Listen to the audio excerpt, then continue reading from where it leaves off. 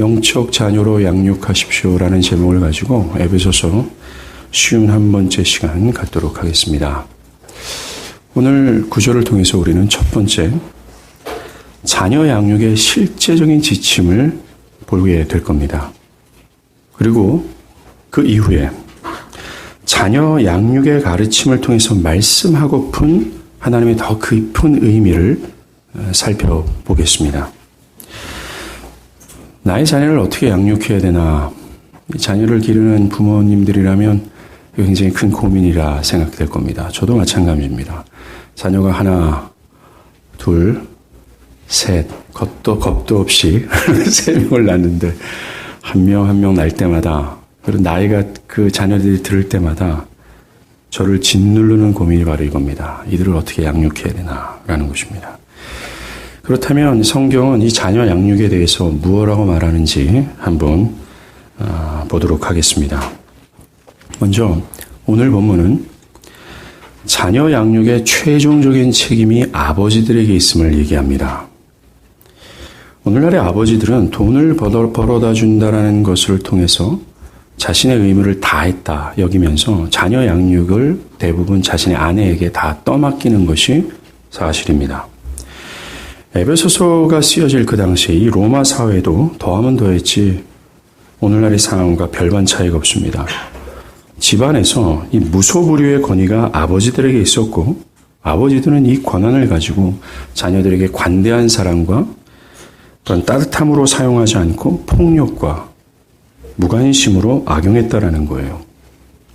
오직 자녀 양육은 어머니들의 몫이었습니다. 어머니들이 희생적인 돌봄, 어떤 책임적인 자녀 양육, 이 전적으로 어머니들의 몫이었다라는 겁니다. 바울은 이런 사회적인 분위기와 정반대 명령을 얘기하고 있습니다. 아비들아, 너희 자녀를 노엽게 여기지 말고 오직 주의 교훈과 훈계로 양육하라 하면서 아버지들만 언급하고 있다라는 거예요. 비록 오늘 본문이 아버지들의 책임만을 다룬다고 어머니들의 기여를 축소시키는 것은 결코 아닙니다. 잠언 31장 같은 경우를 보게 되면 자녀 양육의 실제적인 어떤 교육자, 이것이 어머니라고 주장하고 있기 때문에 그렇습니다. 예, 실제적으로 그 말은 맞습니다.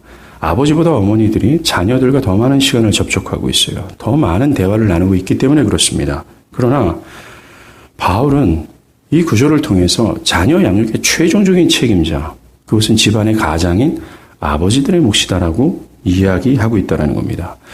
마치 항해하는 선박의 모든 권한과 최종적인 책임이 선장에게 있는 것처럼 가정의 모든 권한, 최고의 권위와 동시에 최종적인 책임이 아버지에게 있다라는 거죠. 하나님은 아내와의 관계에서 남편이 리더가 되기를 바라고 있고, 자녀와의 관계에서도 아버지가 리더가 되기를 바라신다라는 것입니다. 동시에 아내와 자녀의 모든 관계에 있어서 모든 책임이 남편, 아버지에게 있다고 말씀하는 것입니다. 자녀들의 영적인 부분에 대해서 최종적인 책임이 아버지들에게 있어요.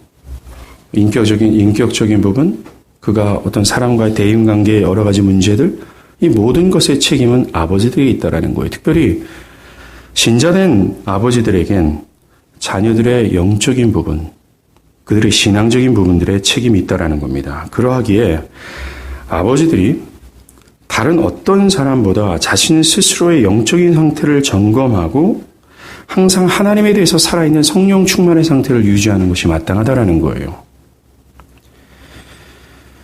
그러나 현실은 슬프게도 오늘날 교회를 보면 성령에 사로잡히고 하나님의 말씀에 민감하게 반응하는 사람들은 대부분 어머니들이라는 겁니다. 아버지들은 하나님에 대해서 상당히 무심한 모습을 보게 돼요. 마치 화석처럼 앉아있고 영적인 감각과 하나님에 대한 지식이 상당히 결여되어 있는 것이 현실이라는 것입니다. 말씀은 아버지들이 영적으로 깨어있어서 자녀들의 모든 영적인 책임을 지라고 얘기하고 있지만 현실은 그렇지 않다라는 거죠. 현실은 하나님의 반대편으로 향하고 있다는 것입니다. 결코 이것은 성경적인 모습도 아니고 건강한 모습이 아니라는 것을 우리는 이 말씀을 통해서 자각해야 된다는 거예요. 오늘날 대부분의 교회의 열렬한 교인은 어머니들이라는 겁니다. 상대적으로 아버지들의 영적인 상태는 화석처럼 굳어 있다라는 거예요. 하나님에 대해서 관심이 없습니다. 자녀들의 영적인 상태를 돌보려고 하는 그런 상태에 있지 않아요. 자녀들의 영적인 상태를 민감하게 관찰하고 그들을 좀 교훈하고 훈계해서 그들을 하나님께로 인도하고자 할 만한 능력이 아버지들에게 있지 않다라는 것입니다. 이것이 슬프다라는 거죠. 본래 교회 2000년 전에 성령이 살아 역사했던 이 참된 교회의 모습과 오늘날의 교회의 모습은 상당히 상반된 것이 볼 수 있어요. 곧 타락했다라는 것입니다. 오늘 성경은 그런 무심한 아버지들을 향해서 깨어나라고, 그렇게 하지 말라고 우리에게 권면하고 있는 것입니다. 아버지들이 오늘 본문의 명령처럼 주의 교훈과 훈계로 자녀들을 양육하기 위해서는 먼저 자기 자신을 주의 교훈과 훈계로 성찰하고 그것을 따라 사는 삶의 분투가 있어야 된다는 것이에요. 자신의 삶이 거룩함을 향해서 어떤 분투하고자 하는 이런 진정한 영적 싸움이 아버지들에게 있어야 된다고 얘기하는 것입니다. 남편은 집안의 머리예요. 자녀를 기름에 있어서도 주된 책임이 남편에게 있다라는 것입니다. 아버지에게 있다라는 것이죠. 아내에 대해서는 희생적이면서 관대한 사랑을 베푸는 것이 마땅합니다. 또한 자녀 양육에 있어서도 아내와 힘을 합해서 때로는 단호함과 부드러움으로 리더십을 발휘해야 되는 것이 아버지들이라는 거죠. 자녀들은 아버지들이 자신들의 죄됨에 대한 단호함을 보여줄 때, 그리고 자신의 부끄러운 죄를 덮어주는 관대한 사랑을 통해서 자녀들이 보는 것이 있어요. 뭡니까?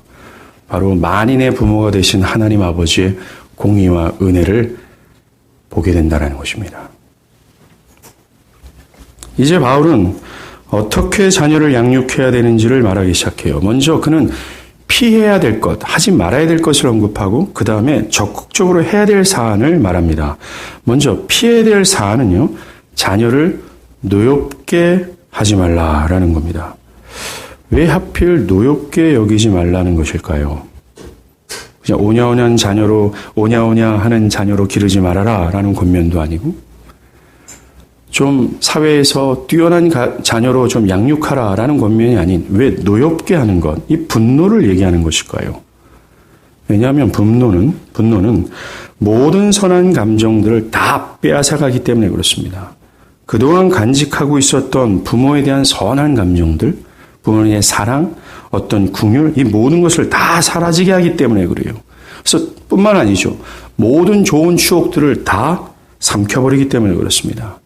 그래서 부모와의 관계를 어그러지게 하는 거예요. 이 관계에 어그러지면 더 이상 어떤 교훈도 훈계도 통하지 않는 완전히 장벽을 만들어내서 결국 자녀들을 주의 뜻대로 양육하지 못하도록 한다라는 것이죠.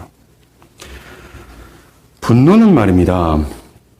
아버지의 절제하지 않는 독재적 권위와 자녀들의 교만한 자아가 충돌할 때 발생한다라는 거죠. 아버지들이 자녀를 향해서 절제되지 않는 이 과도한 의지가 만들어내는 것이 분노가 되는 거예요. 자녀들에 대해서. 이것을 주의하라고 얘기하는 것입니다. 아비들아, 자녀들을 노엽게 여기지 말라라는 이 말 속에는 세 가지 의미를 찾을 수 있어요. 첫 번째는 부모가 가진 권한을 절제하라고 얘기하는 겁니다. 억제하라고 얘기하는 거죠. 지난 시간 우리는 6장 1절에서 3절까지 자녀들이 부모를 존중히 여기고 공경해야 됨을 들었습니다. 부모 공경을 통해서 보이지 않는 만인의 하나님을 경외하는 것을 증명해내는 것이다라고 얘기하죠. 이것은 굉장히 엄중한 명령이라는 사실을 우리가 들었습니다. 마치 부모를 모형적 하나님처럼 공경하고 존중하라는 거죠. 그러나 바로 이어지는 오늘 4절의 본문은 그렇다고 해서 부모가 하나님이 아니라고 얘기하는 것이죠. 그렇다고 부모의 권위가 하나님의 권위와 동일시될 수는 없다라는 얘기를 이 구절을 통해서 말하고 있다는 겁니다. 그리고 부모의 권위를 무분별하게 행사하는 것이 아니라 억제하고 절제하라고 우리에게 얘기하는 거예요. 이것이 아비들아 자녀를 노엽게 여기지 말라라는 말 속에 들어가 있는 것입니다.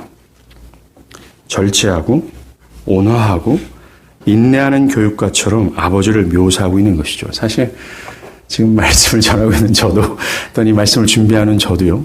계속 우리 딸들이 계속 저를 쳐다보는 것 때문에 굉장히 부담스러운 가운데 여기 있어요. 맨 나중에 저는 모든 아버지들에게 위로를 드리고 싶습니다. 절제하고 온화하고 인내하는 교육과처럼 아버지를 묘사하고 있는 거죠. 그 당시 로마 사회는요. 집안의 가장들의 절대적인 권위가 있었습니다. 매우 독재적인 모습으로 드러났습니다. 아버지에게 처벌권이 있을 뿐만 아니라 건강하지 않는 유아가 태어나면 아버지가 그 아이를 살해할 수 있었어요. 유기할 수 있었다는 것입니다. 때로는 자녀들을 마음대로 처분할 수 있는 권리가 있었어요. 종으로 팔 수도 있고 양손 양발을 묶인 채 밭에서 일하도록 할 수도 있었습니다. 특별히 아이를 사형시킬 수 있는 권한 또한 아버지들에게 있었다는 거죠. 이러한 잘못된 권위를 부정하고 그 아버지의 권위와 권한을 억제시키는 것이 바로 오늘 본문이라는 것입니다. 아버지가 자신의 권한을 억제하지 않을 때 자녀들의 감정을 무시하게 되는 거예요. 절제되지 않는 말들이 여과되지 않는 말들이 막 튀어나올 수밖에 없다는 것입니다. 자신들의 말과 행동이 제어되지 않고서는 이 감정의 분노 여과 없이 표출될 수밖에 없습니다. 그것으로 자녀를 노엽게 하는 거죠. 그러한 권위의 오용으로 자녀들의 감정은 반발심이 일어나고 자녀들은 부모에 대해서 굳게 마음을 닫게 되는 거예요. 자녀들이 하나의 인격체라는 사실을 우리는 인정해야 됩니다. 그리고 그 내면이 다치지 않도록 주의를 기울여서 훈계하고 권면하는 것이 아버지들의 몫이라는 사실을 기억해야 된다는 거죠. 두 번째, 이 구절은요. 자녀를 노엽게 하지 말라는 이 권면에는 자녀를 부모들의 과다한 의지로 양육하지 말라는 의미가 여기 있습니다. 부모가 과다한 의지나 자신의 욕심을 가지고 강압적으로 자녀의 변화를 요구할 때 자녀에게 분노가 일어나는 것입니다. 우리는 이미 결혼한 부부관계, 이 부부가 상대 배우자에게 변화를 갈망하는 것이 마땅하다라고 들었습니다. 상대방이 더 도덕적으로 영적인 사람이 되기를 요구하는 것이 결혼의 더 숭고함을 드러낼 수 있는 길이라고 들었다라는 거예요. 그러나 상대방이 변화를 요구할 때 그 요구가 강압적이거나 거칠거나 또는 상대방의 수치를 지적해서 상대의 변화를 요구하는 것을 의미하는 것이 아닙니다. 이것은 율법적 요구예요. 이러한 율법적 요구는 분명히 상대방에게 비인격적인 모독을 줄 수 있고 결국엔 분노를 일으킬 수밖에 없다는 것입니다. 결혼이 상대방에게 더 영적이고 도덕적인 사람이 되기를 갈망하는 것은 분명하지만 그 방법은 율법적으로 돼서는 안 된다는 거예요. 반대로 복음적 사랑으로 변화를 갈망해야 된다는 것입니다. 그것의 모델이 그리스도였어요. 그리스도께서 교회를 사랑하셨던 방법입니다. 그리스도는 교회가 더 영적이고 더 거룩해지기를 변화하기 위하여 어떻게 하셨습니까? 거칠고 강압적이고 어떤 자신의 강압적인 힘을 통해서 그들이 변화되기를 원하셨습니까? 그렇지 않아요. 교회가 여전히 죄인 되었을 때 그는 십자가에서 죽음을 통해서 그들이 변화되기를 갈망했다라는 거예요. 즉 자기를 희생하고 자기를 부정하는 죽음을 통해서 그 변화를 요구했다라는 것입니다. 교회가 아직 죄인되었을 때 그리스도는 그 죄인을 위하여 자기를 부정하시고 자신의 생명을 주시면서 변화를 요구하신 거예요. 이렇게 하라고 얘기하는 겁니다. 상대 배우자의 변화를 갈망하는 옳은 방법은, 그 요구하는 옳은 방법은 그가 하나님의 말씀을 깨닫고 하나님의 은혜로 변화되기를 상대 배우자를 향해서 기다리고 인내하는 거예요.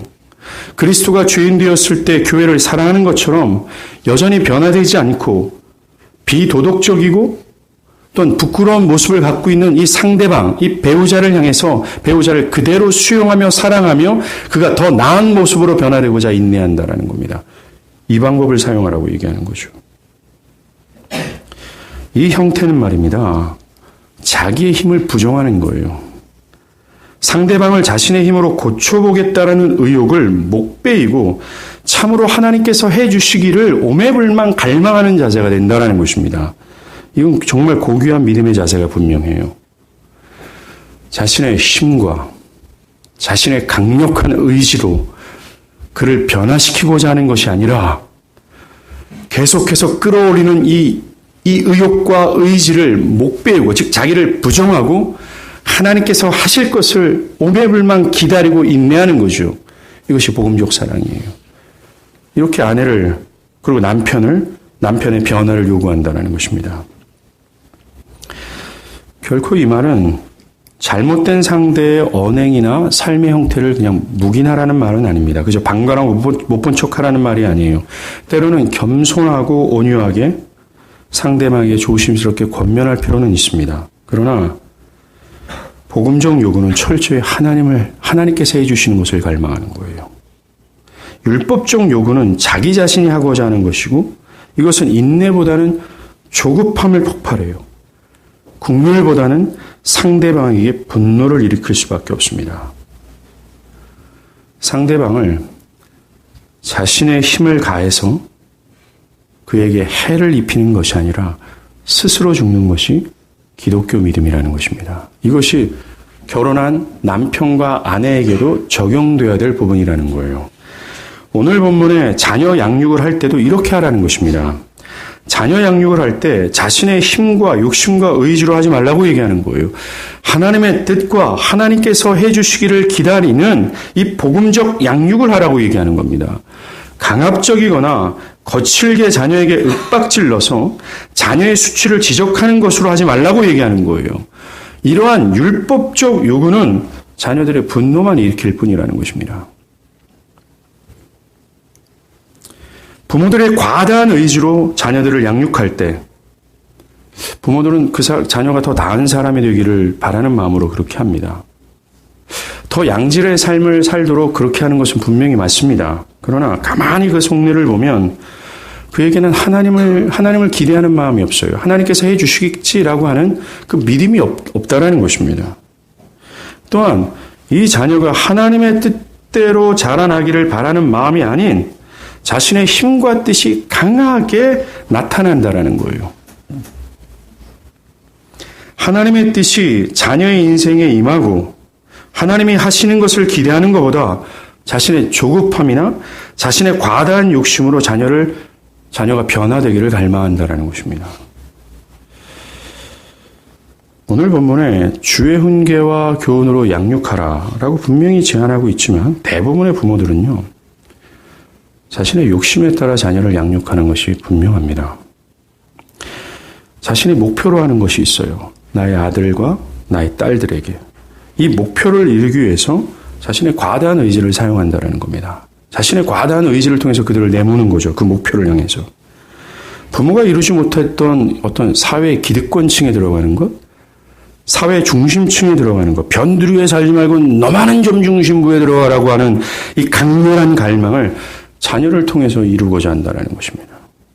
그래서 하나님의 뜻과는 전혀 상관없는 부모의 뜻에 움직이도록 강력한 제재를 가하는 거예요. 아니면 그 형태는 강력하지는 않지만 매우 신사적이고 매우 조용하게 자녀를 자신의 뜻, 자신의 의도대로 양육하고자 한다는 것입니다. 부모들이. 그렇게 하지 말라고 얘기하는 거예요.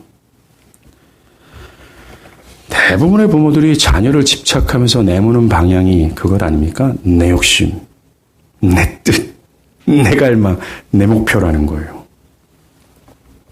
하나님이 자녀를 향해 진정으로 바라는 것이 무엇인지에 대해서 관심이 없어요. 하나님이 내 아들과 딸을 향해서 정말로 바라고 있는 것, 갈망하고 계시는 그 뜻을 모른다라는 겁니다. 하나님께서 내 자녀에게 바라는 것은 말입니다. 내 자녀가 의사가 되고 대통령이 되고 판검사가 되는 것에 대해서는 하나님 별로 관심 없다라는 거 아십니까? 어느 집안에 결혼하는 것,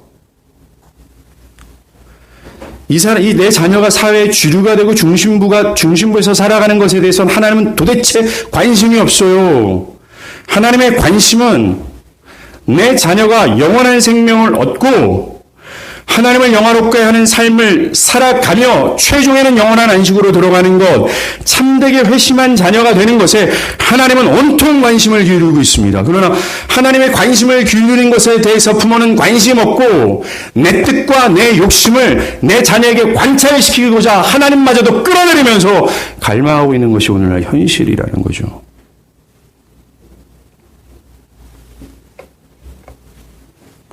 교회 안에 있는 사람들도, 일명 은혜가 있다는 사람들도 이런 흐름 속에 상승해서 자녀들이 사회적 입지가 좋아지면, 어떤 집사님의 자녀가 입지가 좋아지면 그 집사 기도 많이 했나 봐. 어떻게 하면 그렇게 자녀를 잘 양육할 수 있어? 라고 얘기하는 거예요.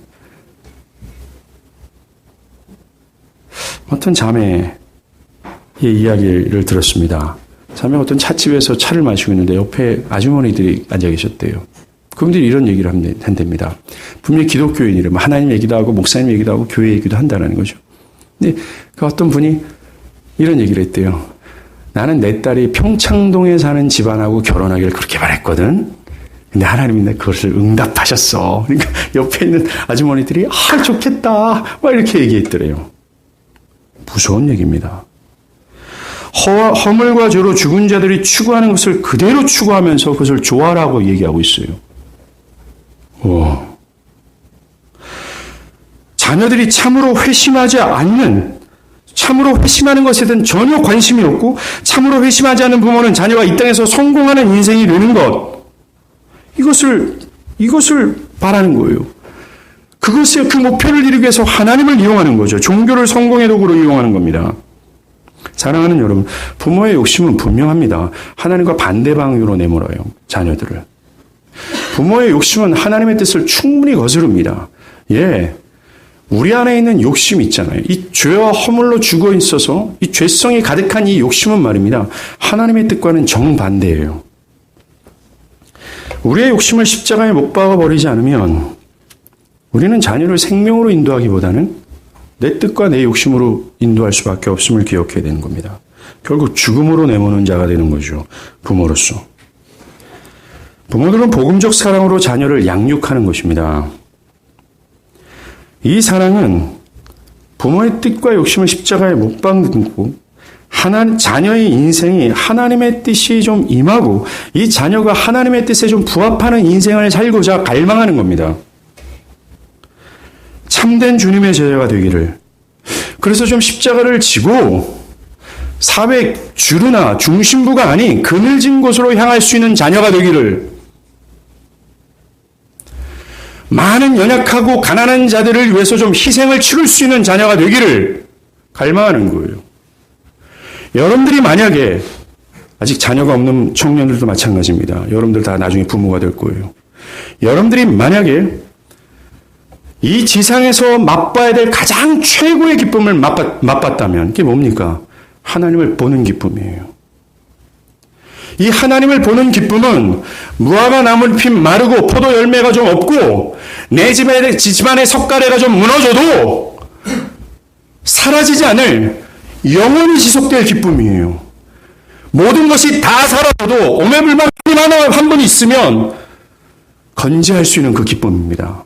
그 무엇과도 바꿀 수 없는 기쁨이죠. 만약에 여러분들이 이 지상 최고의 기쁨을 맛봤다면 여러분들의 자녀들도 이 기쁨을 맛보기를 바라게 될 거예요. 제가 몇 차례 얘기했지만 딸들은 그렇게 기도 안 했는데 제 막내 아들이 태어나서 한 달쯤 됐을 때 제가 항상 재웠어야 됐습니다. 그렇다면 실질적으로 제가 그렇게 많이 돌보고 그러지는 않았는데 이렇게 돌본 적이 있었어요. 그래서 항상 안고 우리 강연회를 재울 때 이렇게 기도했습니다. 이 강연이 영어 이름이 윌리엄이에요. 윌리엄 윌버펄스라는 영국의 정치가가 있었거든요. 자신의 재산과 건강과 가문을 다 탕진하면서 노예제도를 통과시킨 유명한 존 뉴턴의 제자였습니다.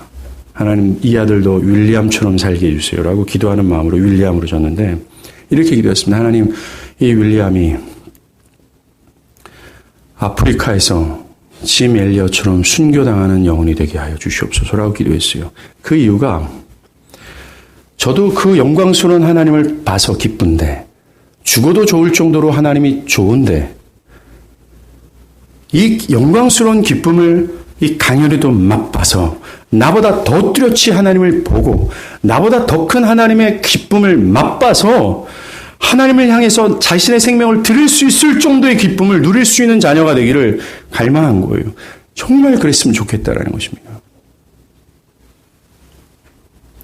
여러분들이 정말 참으로 회심해서 지상 최고의 기쁨 되신 하나님을 맛봤다면, 그리고 가장 그것이 지구한 기쁨이라는 사실을 확신했다면 자녀들에게 그것을 주고자 할 겁니다. 예스! 자신의 욕심을 십자가에 못 박고 어떻게 하든지 그 영광스럽고 탁월하신 그 하나님의 말씀대로 그들을 이끌고자 오매불망발하게 될 거예요. 근데 문제는 부모들이 하나님의 영광을 못 본 것이 불행한 것입니다. 부모들에게 비춰지는 가장 영광스러운 세상의 기득권과 주류예요. 저 높고 높은 빌딩에서 아니면 저 푸른 초원에서 그림 같은 집 짓고 살아가는 그것이 가장 영광스럽게 보는 이 육적인 부모들의 문제가 바로 이런 결과를 낳게 된다는 것입니다. 세 번째, 그렇다고 해서 자녀들을 징계하지 말라고 말하는 것이 아닙니다. 이 구절이 자녀를 그저 하고 싶은 대로 방치하라는 것이 아니에요. 자녀들을 그냥 오냐 하며 양육하라는 말이 아닙니다.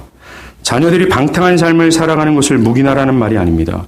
자녀들이 부모의 권위를 무시하고 또는 공경하지 않는데 그것을 좋다고 하는 것이 아니에요. 결코 아닙니다.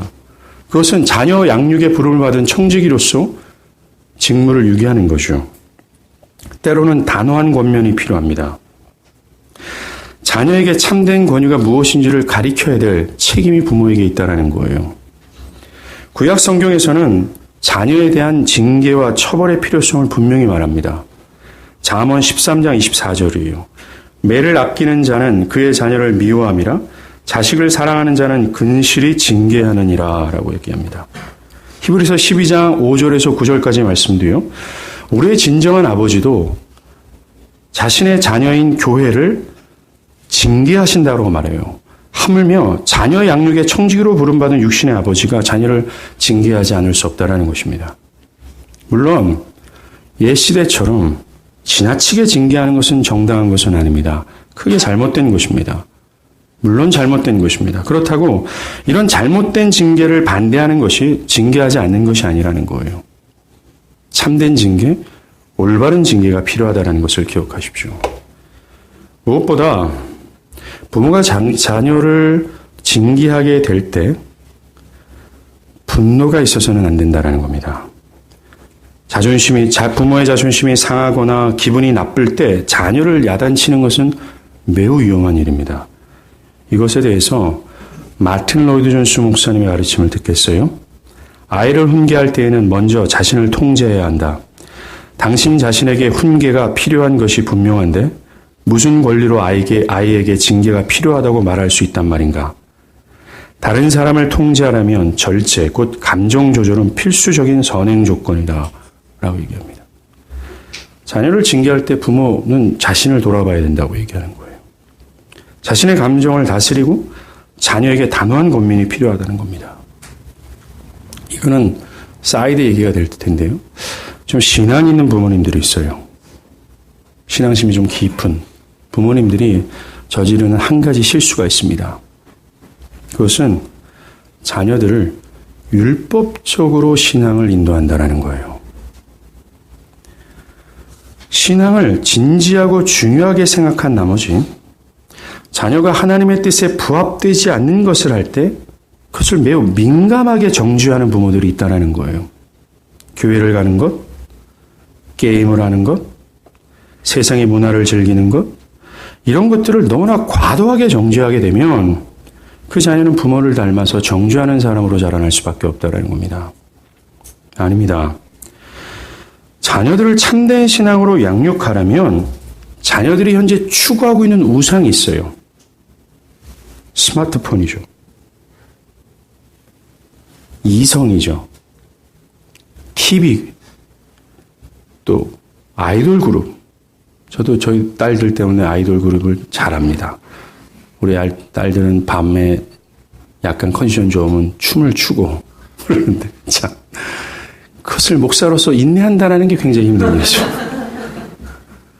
그런 거.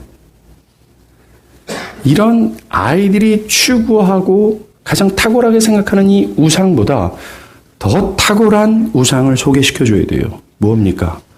바로 그리스도예요.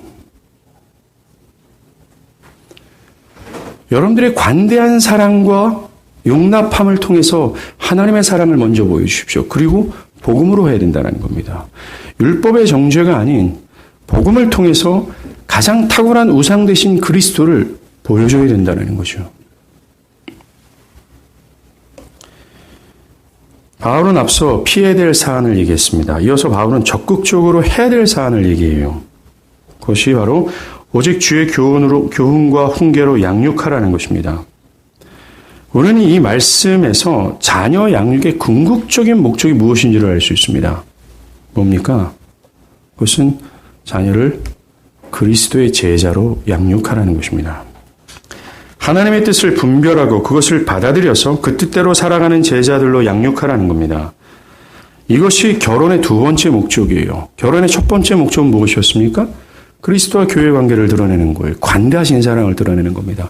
두 번째 목적이 자녀를 생산해서 그 자녀를 그리스도의 제자로 양육하는 것. 이것이 하나님께서 결혼을 창조하실 때 가지셨던 목적이 되는 겁니다. 이 자녀 양육, 자녀 생산, 이 자녀 생산의 명령은 하나님께서 이미 창조하실 때 하신 명령입니다. 하나님은 결혼을 창조하시고 결혼한 부부에게 생육하고 번성하라고 명령하셨어요. 이것을 보아도 결혼의 주된 목적이 자녀 생산임을 알 수 있다는 겁니다. 여러분들 자녀 생산이 사회의 가장 기초적인 것임을 여러분들 아십니까? 인구 절벽에 서 있는 우리 사회뿐만 아니라 조그만 사회를 구성하기 위해서도 또는 그것을 유지하기 위해서도 자녀 생산은 기본적인 것이 되어야 된다는 거예요. 그러나 창세기의 이 명령, 생육하고 번성하라는 이 명령은 자녀 생산에만 의미를 두고 있지 않다라는 겁니다. 더 깊은 의미가 있어요. 보겠습니다. 생육하고 번성하라는 명령은 창세기에서 총 5번 나옵니다. 이 5번 모두가 공통점을 가지고 있어요. 5번 모두는 아담처럼 하나님께서 새롭게 창조하시고 세상과 구별하여 내신 거룩한 자들을 향해서 명령하실 때 이 생육하고 번성하라는 명령을 하셨다는 겁니다. 그리고 그들은 거룩한 세대를 이어나가야 될 어떤 시작점, 하나님께서 새롭게 창조하시고 세상과 구별하여 내신 거룩한 자가 된 바로 그 시작점에서 하나님은 그들에게 생육하고 번성하라고 명령하셨다는 거예요. 첫 번째는 노아에게 하셨습니다. 홍수로 세상의 모든 것이 심판을 받을 때 오직 노아만 그렇지 않았다는 거예요. 노아는 하나님께서 홍수 심판에서 구별해내셨고 새롭게 창조하신 새 피조물이나 마찬가지라는 겁니다. 하나님의 은혜로 구별되진 거룩한 자였다라는 거예요. 하나님은 그에게 이제 새로운 삶의 지평이, 새로운 세상의 지평이 열리는 그 순간 그에게 생육하고 번성하라고 말씀하셨습니다. 두 번째가 아브라함에게 말씀하셨어요. 하나님께서 아브라함에게 할례를 명하셨습니다. 이 할례가 뭡니까? 남자의 생명을 상징하는 생식계 표피를 잘라내는 의식이에요. 이것은 세례와 같은 의미입니다. 즉 나의 죄된 육체가 죽고 하나님의 은혜로 새롭게 태어난 존재라고 고백하는 것, 이게 할례라는 거죠. 죄악된 인간이 새로운 삶을 출발하는 상징과 같은 것이 할례였습니다. 바로 그때 하나님은 창세기 17장 20절에 생육하고 번성할지라 라고 얘기합니다. 이것도 동일하게 아담처럼 하나님의 은혜로 구별하시고 새롭게 창조한 거룩한 자가 된 자들에게 명령한 명령이 이거였다라는 겁니다. 세 번째가 이삭이 야곱에게 했습니다. 야곱이 장자의 축복을 받았어요. 그리고 밧단 아람으로 들어갈 때입니다. 그때 이삭이 창세기 28장 3절 전능하신 하나님이 네게 복을 주시어 네가 생육하고 번성하여 네가 여러 족속을 이루게 하시고, 이것도 동일합니다. 장자의 축복을 받았어요. 하나님은 구별하여 야곱을 세울 때입니다. 그리고 이제 하나님의 언약의 조상이 되도록 이를 거룩하게 하셨어요. 바로 그때 생육하고 번성하라고 명령하십니다. 마지막 다섯 번째가 야곱이었습니다. 야곱의 전 가문이 세겜성 사건 여러분들 아시죠? 그래서 세겜성 사람들로 인해서 몰살당할 위기에 처해 있었습니다. 그때 야곱은 하나님의 명령으로 자신 집안에 있던 우상들, 세상의 모든 치장물들을 놔버리고 베델로 올라가요. 옛삶을 청산하고 이제 거룩한 삶을 결단하는 마음으로 하나님께 나아갔을 때입니다. 그때 창세기 35장 11절 하나님이 이르시되 나는 전능한 하나님이라 생육하고 번성하라 한 백성과 백성들의 총회가 내게서 나오고 왕들이 내 허리에서 나오리라 얘기입니다. 옛상을 청산했어요. 하나님의 은혜로 거룩해진 야곱입니다. 하나님은 그를 구별하셨어요. 바로 그때 그에게 생육하고 번성하라고 얘기하는 겁니다. 이 생육하고 번성하라는 이 명령은 모두 동일하게 하나님께서 세상과 구별해 내셔서 새롭게 창조하신 거룩한 자들에게 하신 명령이 되는 거예요. 그리고 무언가 그들이 새롭게 시작하는 삶의 시점에서 하나님은 그 명령을 하셨다는 겁니다. 이 명령의 의미가 뭘까요? 이 명령은 노아, 아담, 아브라함, 이삭, 야곱처럼 그리스도의 구속으로 새로운 피조물이 된 교회에게 하신 명령의 예시가 된다는 거예요. 교회가 뭡니까? 우리가 언급한 이 5명의 인물이 바로 교회를 보여주는 겁니다. 하나님께서 은혜로 구별하여 내신 거예요. 갈대와 우르라는 세상의 개념과 세상의 흐름에 따라 살아가는 그 멸망으로 치닫고 있는 사람들 중에 끄집어내서, 즉 구별해내서 거룩하다 하며 성령으로 새로운 피조물이 되게 한 존재, 이게 교회 아니겠어요? 바로 교회입니다. 창세기에서 5차례를 통해서 말한 이 자녀 생산의 핵심적인 의미가 그리스도께서 교회하게 하신 명령에서 확연하게 드러납니다. 이 생육하고 번성하라, 자녀를 출산하라는 이 명령의 의미가 어떤 의미인지를 예수가 얘기해요. 마태복음 28장입니다. 너희는 가서 모든 민족으로 제자를 삼고 내가 네게 분부한 모든 것을 가르쳐 지키게 하라. 이거라는 겁니다. 생육하고 번성하라는 이 명령이요, 그리스도께서 교회하게 하신 명령의 예시며 그것과 연결되어 있다는 겁니다. 예, 맞습니다. 생육하고 번성하라는 의미는 교회가 나의 자녀를 포함한 모든 사람들을 그리스도의 제자로 양육하라는 의미가 여기 숨어 있는 거예요. 이것이 더 큰 의미가 된다는 겁니다. 오늘 바울은 그리스도의 제자로 자녀를 양육하는 방법을 얘기한 거예요. 주의 훈계와 교훈이라는 겁니다. 신자된 부모의 사명은 자녀를 출산하는 것 맞습니다. 그리고 출산한 자녀를 제자로 만드는 것, 이것이 부모의 사명이라는 사실을 잊지 마십시오. 여러분이 현재 낳은 자녀들, 그리고 앞으로 낳을 자녀들, 그 자녀들을 향해서 여러분들이 부름받은 사명은 이거라는 거예요.